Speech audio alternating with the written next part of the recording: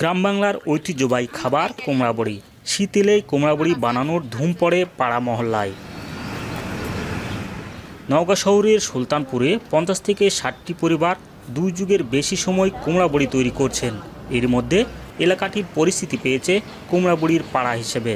এখানকার কুমড়া বড়ি স্থানীয় চাহিদা মিটিয়ে পাঠানো হয় দেশের বিভিন্ন স্থানে।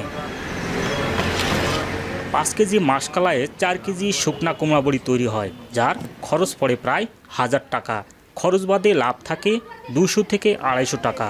তবে গত বছরের তুলনায় এবছর মাসকালায় দাম বেড়েছে। উৎপাদন খরচ বাড়লেও লাভের পরিমাণ কমেছে বলে জানান কারিগররা।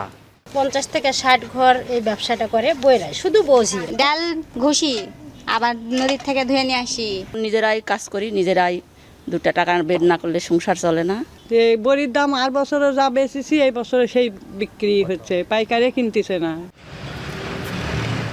বিসিক কর্মকর্তা বলছেন, কুমড়া বড়ির কারিগরদের দক্ষতা বাড়াতে কারিগরি প্রশিক্ষণ সহ সব ধরনের সহযোগিতা করা হবে। কিন্তু বিসিকের মাধ্যমে তাদেরকে কর্মদক্ষতা বাড়ানোর প্রশিক্ষণ দিতে পারবে। আর এছাড়াও যদি তাদের আর্থিক কোনো প্রণোদনা বা কোনো ঋণের প্রয়োজন হয়, বিসিক কিন্তু খুব স্বল্প সুদে তাদেরকে এই সহযোগিতাটা করতে পারবে আর কি।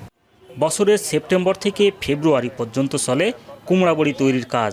নওগাঁর এই কুমড়া বড়ির পাড়ায় মৌসুমে প্রায় কোটি টাকার কুমড়া বড়ি উৎপাদন হয়। আব্বাস আলী, এখন নওগাঁ।